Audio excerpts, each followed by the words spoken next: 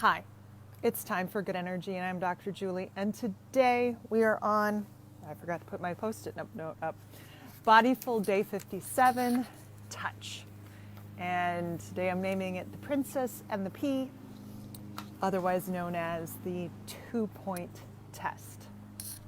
All right, so we do have some props today. If you don't have them, so you've got two options. One, a nice precision compass for making circles.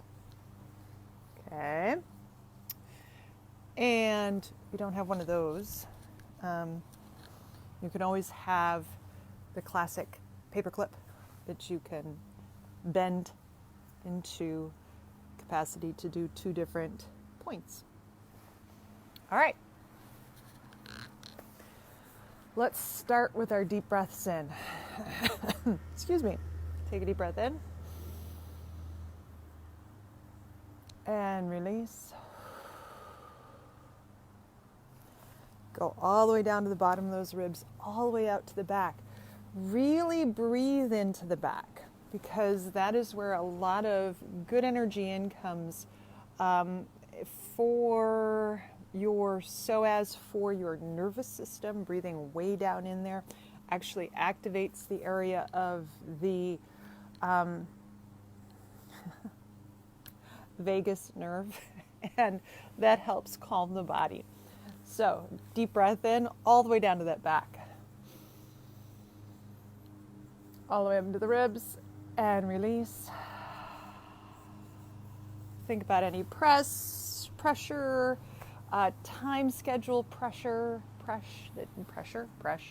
that you've had today, if things haven't lined up right, if brothers have decided to attack each other in your house after being together for 8 weeks, those sort of things. Take a deep breath in and out. As you might guess, I have two boys who've decided that they are done being sheltering in place together. Little bit of feeling along the bottoms of my ribs when I think about that blow up this morning. All right. So today is about the 2-point test. And if you don't remember from I would say maybe 5th, 6th grade science, the 2-point test is that distance which you can sense 2 points being pushed against you at the same time. All right? Now, the nice thing about a compass is that on a compass, you can change the width and you can measure it precisely. With your unfolded paperclip, it's a little bit more difficult. But today is about Princess and the Pea, because we briefly last week talked about the fact that each hair follicle has its own nerve ending, and that all goes to the head, into the brain, and the areas of your body that have more sensation have larger space on your cortex than the areas that have less sensation. Now, more sensation, less sensation can be distinguished between more use and less use. So let's take an example. Some acupuncturists who do their work by diagnosing through pulse can distinguish 150 different pulse variations by just going like this, putting 3 fingers on the wrist and checking the pulse. 150 different variations. And those 150 different variations can tell you anything from what kind of childhood you had to what kind of food you ate the previous night. Now, I can tell you that if I were to sit down and try to figure out 150 variations based on 3 pulse points, 3 depths within your wrist, that I would not get 150 variations, because I have not done that. But you can bet that the ability to sense pulse and variation in pulse in an acupuncturist's brain, especially one that does diagnosis based on pulse, is going to have a very large sensory cortex based on those first three fingers, where they get all their pulse sensation.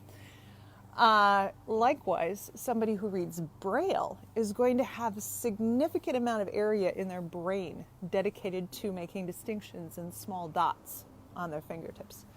In general, you and I have a better 2-point test at our fingertips than we do on, say, our forearm. This feels like one spot, whereas here it feels like two.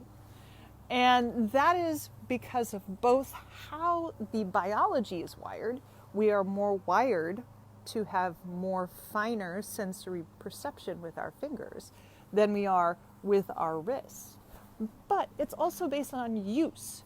So if you decided for some reason that you need to detect 2-point test at a really fine distance on your wrist, you could train yourself to get better than you currently are. Could you have the same detection as you do on your fingertip? Probably not, because I don't think the biology is there.